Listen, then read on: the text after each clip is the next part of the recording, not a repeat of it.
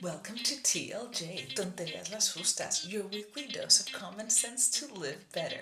Express sessions less than 15 minutes, discussing sex, money, spirituality, relationships, and some current events.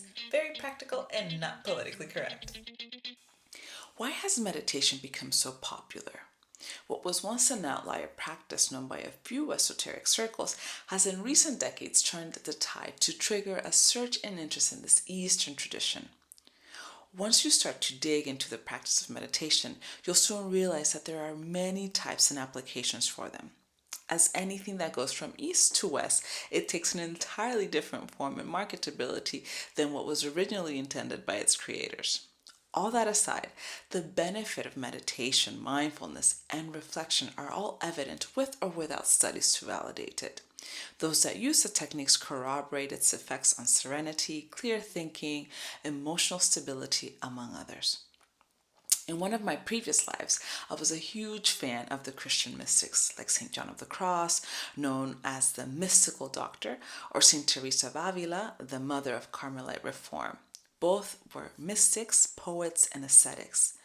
All of their spiritual disciplines were after a loving knowledge and affectionate conversation with God in order to prepare the soul for contemplation, which they understood to be the infused communion with the divine. A noteworthy quote from St. Teresa is, "Prayer does not consist in thinking much, but in loving much." They were refreshing to me, especially at that point in time in my life, because it put the connection or communion in my hands through concrete spiritual disciplines, meditation and contemplation. Furthermore, they made it seem like a normal everyday occurrence of where one could dwell. To this day, I understand it as being enveloped by love. The idea of communion or connection with the beyond can sound to some like witchcraft, to others like nonsense, and to others like the very thing they've been searching for. To those that it sounds like the occult, yes, there are numerous practices that seek to connect with some external source, but the key to gauge it is the intention of the search. Is it for a sense of belonging or is it to manipulate?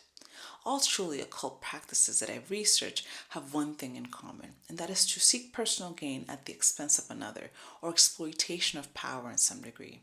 This has nothing to do with the mystics. To those that it seems like nonsense, I would argue that to think that humans in this plane of reality is all there is rather silly. Just pick up any book on quantum physics to have your bubble popped.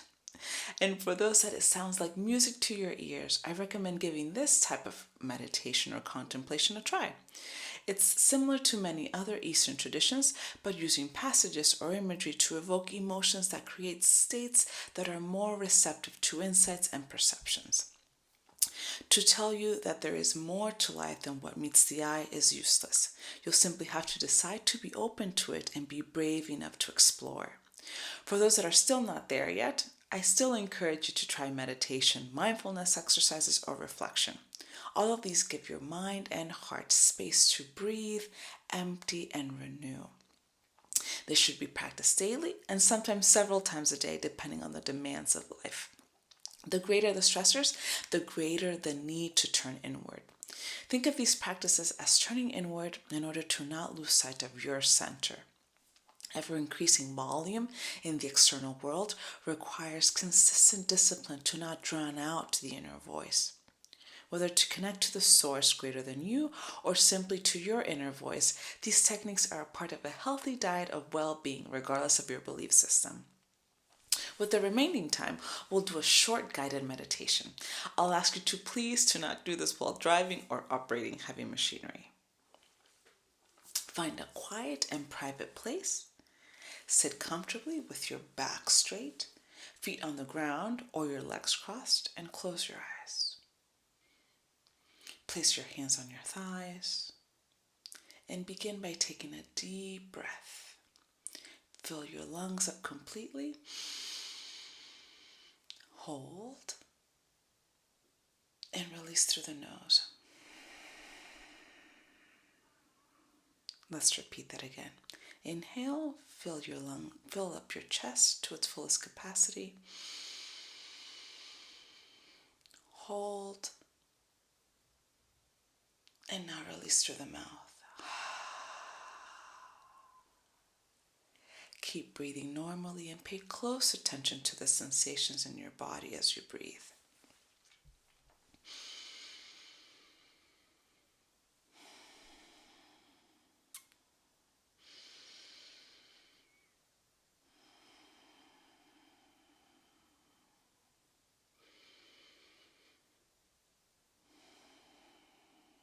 Take a trip to one of your first tender memories. Who was there?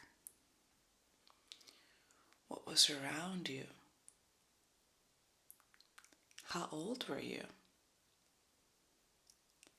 Keep breathing.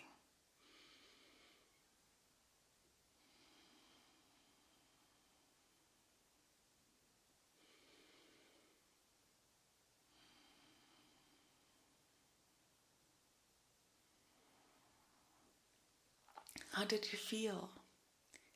Happy, safe, free, elated? Be present in the memory. Keep breathing.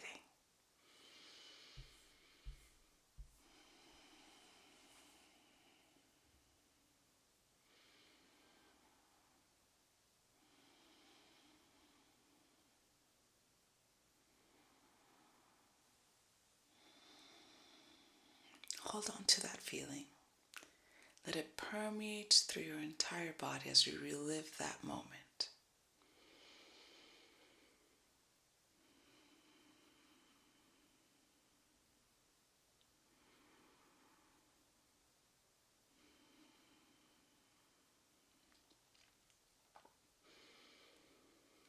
Now let it expand beyond your body and send it to a loved one or someone that you know needs a little pick-me-up. Keep breathing.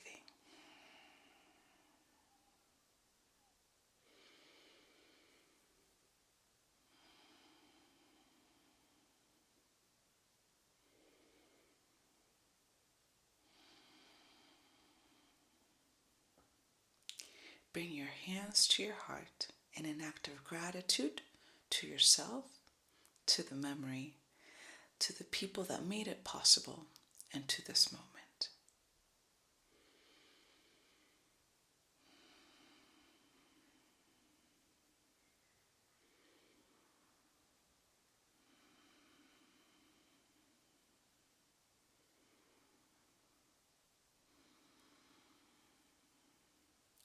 Slowly open your eyes and return to the present moment. How do you feel? How was the trip down memory lane? There are countless ways to use all of the before mentioned techniques. It all depends on your objective at a given moment in time. Clearly, you can see how it can be beneficial for calming the mind and fostering mental clarity. Well, until next week, we'll explore listener suggestions. So send your ideas to hello@tljgroup.co by this Friday 24th. Ciao!